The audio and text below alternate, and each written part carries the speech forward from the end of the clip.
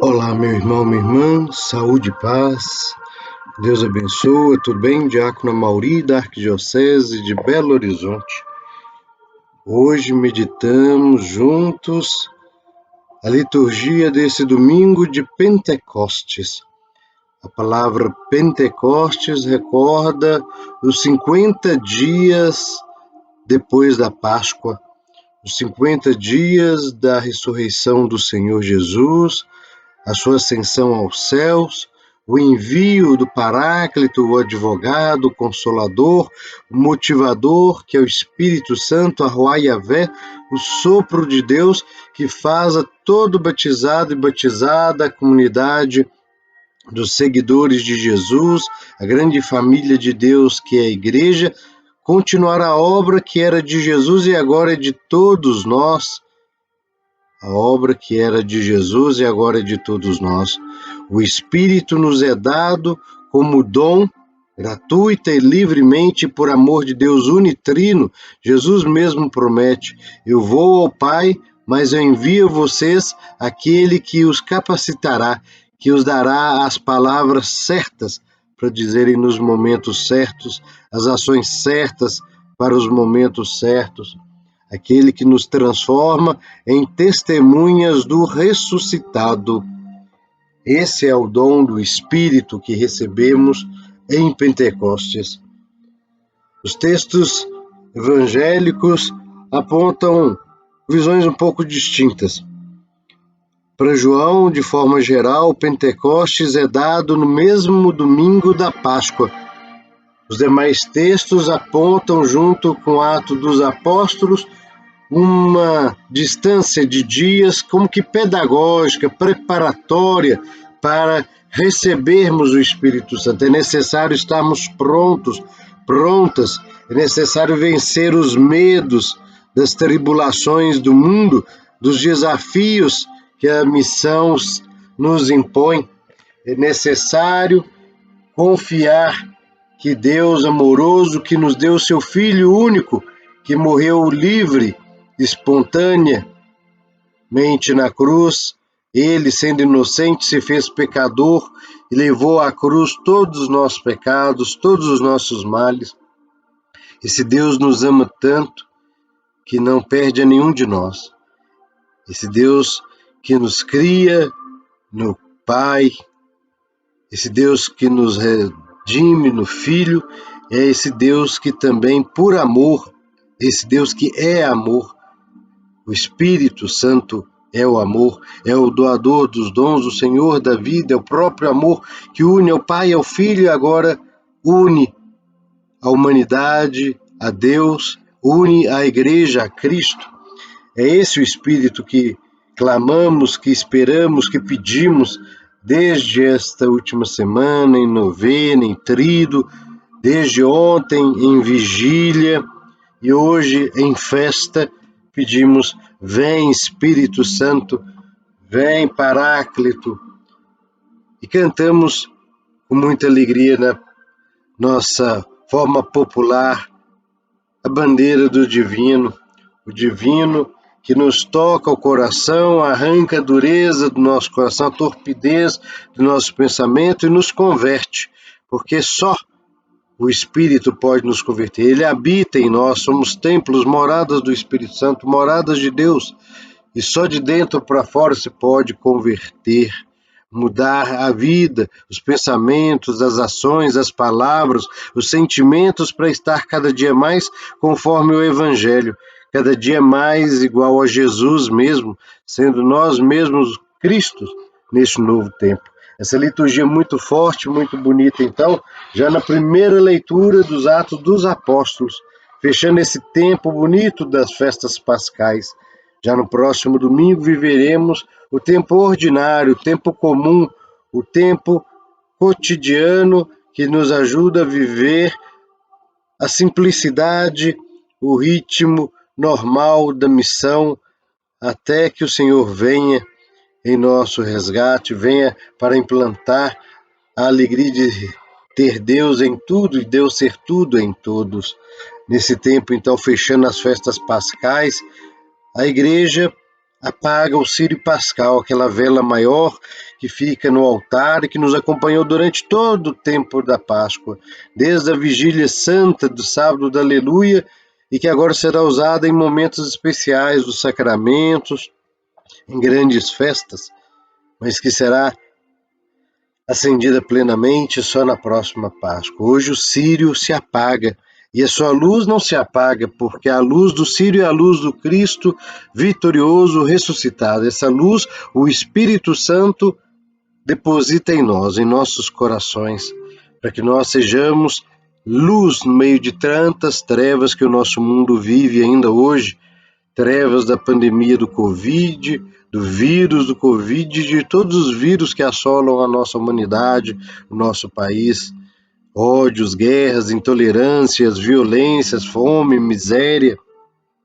negacionismos, tantos males que assolam a todos e todas e também a criação.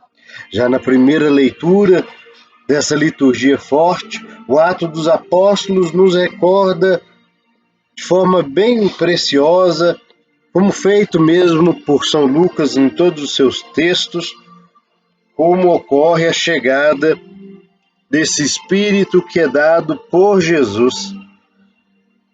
Paráclito, o Espírito Consolador, ele vai fazer o caminho conosco contrário da Torre de Babel. Se fugindo de Deus, se negando a Deus, a humanidade deseja se colocar no lugar de Deus mais do que Deus, substituir Deus, e por isso Deus mesmo confunde a humanidade com a Torre de Babel. Agora a diversidade é vista e ressignificada por Deus na força do Espírito Santo como dom, como alegria, como graça. Por isso que a diversidade, a pluralidade deve ser vivida em unidade, como graça, com alegria, com respeito, com cuidado da vida de todos e todas. O Espírito chega e toca a homens e mulheres simples da Galileia e os faz falar várias línguas. Não línguas de anjos, mas línguas que os homens e as mulheres entendem todo o tempo. Hoje, especialmente, precisamos pedir o dom de línguas, a língua do amor, a língua do perdão, do diálogo, da reconciliação, da esperança, da solidariedade, a capacidade de dialogar com as diferenças, a capacidade de revisitar as histórias e mesmo diante das feridas, olhar de cabeça erguida para o futuro e vencer todos os males de forma irmanada, de forma acolhedora a todos e todas. Por isso que os homens que estavam em Jerusalém de diversos lugares do mundo percebem aqueles homens e mulheres da Galileia anunciando as maravilhas de Deus nos seus vários idiomas, porque o Espírito de Deus nos capacita a dialogar com as diferenças e comunicar o amor de Deus a todos e todas com palavras e mais ainda com ações. O texto da segunda leitura que nos é proposto para esse domingo de Pentecostes, deste ano da graça do Senhor, de 2021, ano B da liturgia, ano de Marcos, é o texto de Gálatas, texto muito forte, no qual São Paulo nos recorda que existe uma briga ferrenha entre os desejos da nossa carne e os desejos do Espírito. Os desejos da vaidade humana, da autossuficiência e da autorreferencialidade humana que se julga superior a qualquer outra vontade, a qualquer outra força, coloca o individualismo, o eu à frente do coletivo, do nós, coloca a sua vontade acima da própria vida, do outro, da outra, da criação. E o Espírito vem em nosso socorro, nos converter a perceber que é necessário pensar, amar, sentir, viver, fazer, esperar como o próprio Deus. E o Espírito nos capacita a dar não os frutos da maldade, da individualidade, do egocentrismo, do hedonismo, que nós ouvimos no texto, luxúria, imoralidade, libertinagem, idolatria inimizades, feitiçarias, ciúmes, discórdias, rivalidades, faccionismos, invejas, embriaguez e tantos outros males que vivemos neste mundo de hoje. Poderíamos falar dos negacionismos, dos discursos de ódio, de intolerância, dos racismos, das xenofobias, dos infanticídios, dos feminicídios, de tantas outras mazelas e maldades deste mundo. Mas os frutos do Espírito que os filhos e filhas da luz, filhos e filhas de Deus, seguidores e servidores do ressuscitado vão dar a este mundo como frutos de deixar docilmente o Espírito Santo agir em nós, a partir de nós, manifestando Cristo vivo e ressuscitado em nosso meio e através de nós, são os frutos da paciência, da paz, da alegria, da caridade, da benignidade, da bondade, da fidelidade, da mansidão, da temperança, da reconciliação, do perdão, do diálogo, da acolhida, da diferença, da pluralidade, como dom, como graça, e viver essas diferenças, essa diversidade na unidade. Para finalizar, um texto muito bonito, depois de cantarmos a sequência e implorar os dons do Espírito Santo, porque só o Espírito é capaz de nos dar os dons necessários para continuarmos a missão que era de Jesus e hoje é nossa. Dons que não são dados para nossa benesse, mas para colocarmos a serviço da humanidade, para o bem da humanidade. Assim são os dons que recebemos nesse dia de Pentecostes e a cada dia, porque o Espírito vem, vivemos o tempo do Espírito, o tempo da missão, o tempo da igreja, o Kairos.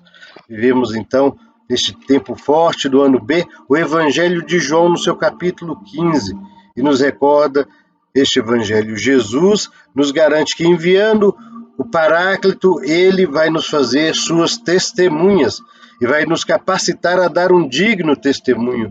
Seja o testemunho, a palavra martiria em grego, o testemunho do cotidiano da vida, até quando Deus nos convocar à sua presença, como João, ou os testemunhos extraordinários, como Pedro e como outros tantos e tantas, que no decorrer da história viveram o amor a Deus, o amor à humanidade, o amor à criação, a ponto de derramar até sangue, para que todos tenham vida e vida em abundância. Avançando ainda sobre este mesmo evangelho tão forte, o Espírito que virá será aquele que nos revelará a verdade plena que só está em Deus. Nas igrejas, na igreja, no coletivo, nós percebemos um reflexo maior da verdade, mas não a sua inteireza. E menos ainda a verdade está só em uma voz, só em uma cabeça, só em um coração.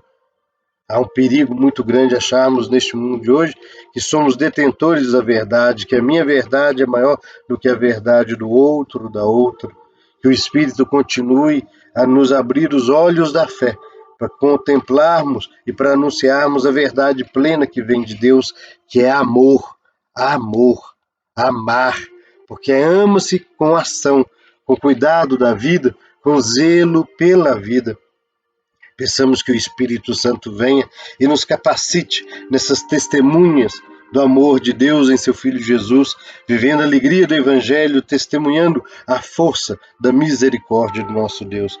Que recebendo os dons do Espírito, conforme julgar melhor o Espírito, para o bem de todos e todas, nos fazendo homens e mulheres novos para um novo céu e uma nova terra, Ele nos abençoe na Trindade Santa, Pai, Filho e Espírito Santo.